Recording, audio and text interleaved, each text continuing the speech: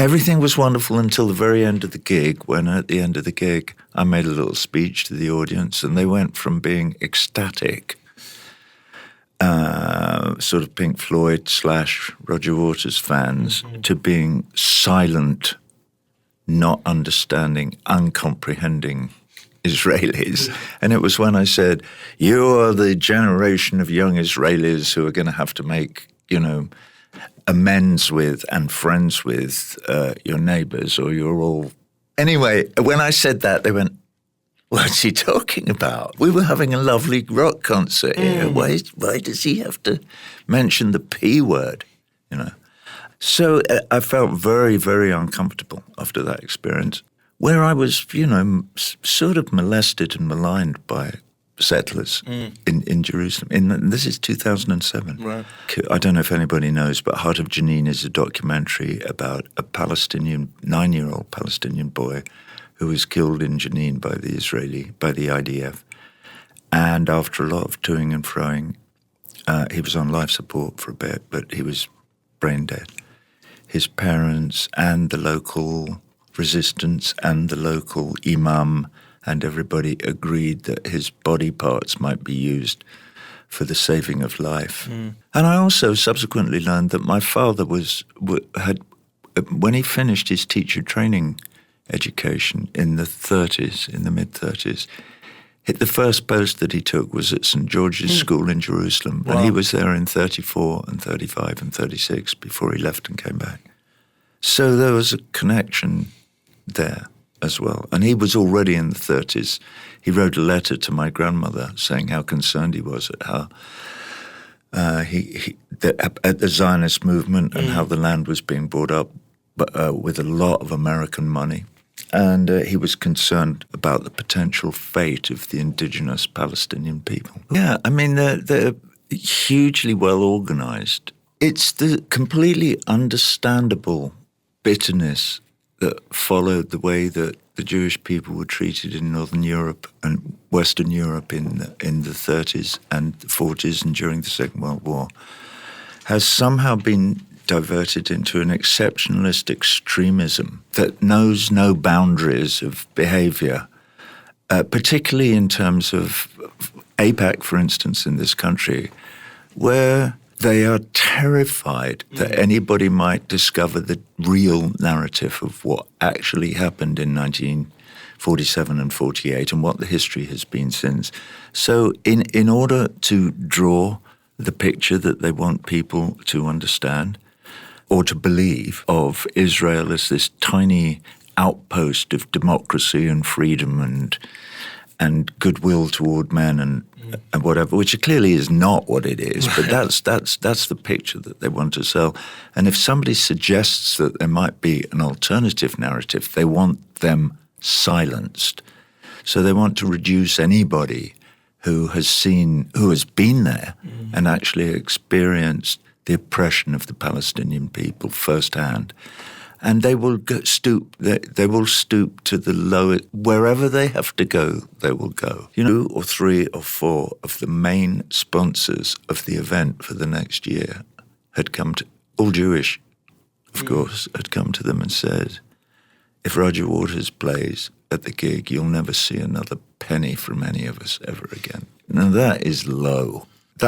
I've never been so angry in my life as I was in that moment. So they use their financial muscle to marginalize me and also to prevent me from giving my services to people who are in need, which is despicable. Arriving at a fundamental crunch point where your civil liberties are being attacked by what is essentially an agent of a foreign government.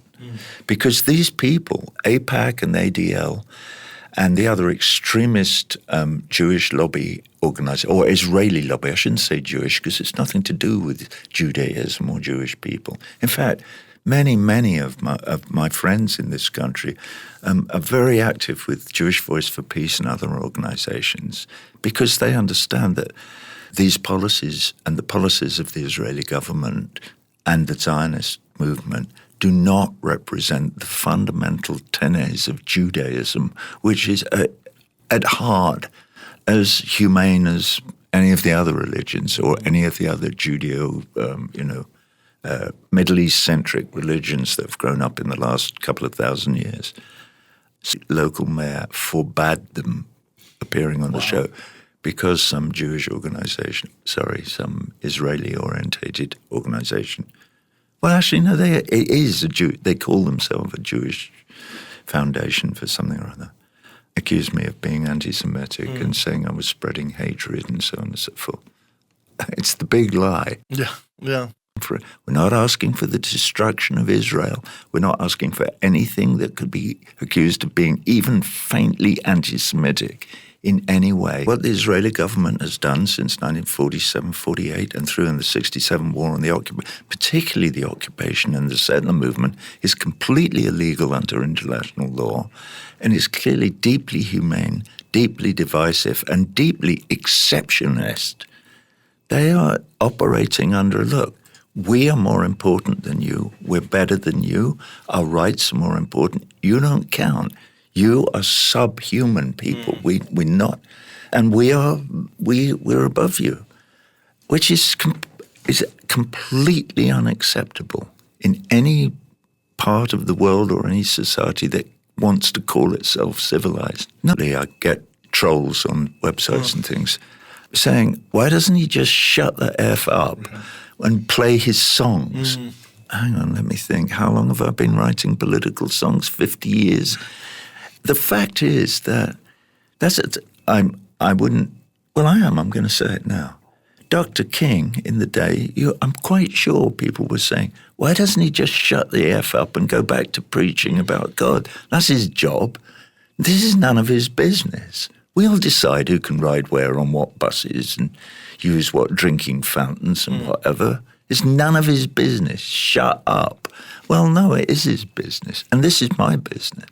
They are an ancient people with a huge tradition of literature and scholarship and philosophy and all kinds of artistic endeavor that is completely ignored because at the behest of the lobby, the United States has decided to label them terrorists. So Palestinian terrorists, it's all the same thing. These are just violent, unpredictable, people who we must just control at all costs in order to protect this colony or satellite or whatever it was, or home for the Jewish people after the Holocaust, whatever picture you want to paint of Zionism. Your children's lives are kind of considered worthless to the occupier. Imagine how it would feel, even for 10 minutes. It's beyond belief that there hasn't been, a complete bloodbath. What's happening every day is a bloodbath because young women will go to their mother's sewing basket and take out a pair of scissors and go and commit suicide by running at a heavily armed Israeli soldier with a pair of scissors, with no hope of inflicting any damage on them. It's a symbolic act and it's a suicidal act because they shoot them dead on the spot. They wouldn't have to. Obviously, they could clearly disarm a child with a pair of scissors. Right. And then if you were a civilized country, what would you do with that child? You'd maybe take them into protective custody and try and give them counseling or whatever. Except that you would then have to ask yourself the question, why is a child running at me in full body armor, carrying a A-17 or whatever they shoot them with a pair of scissors? There must be a reason. What could it possibly be? Duh. It's not rocket science. Right. They feel like you would feel if it was being done to you.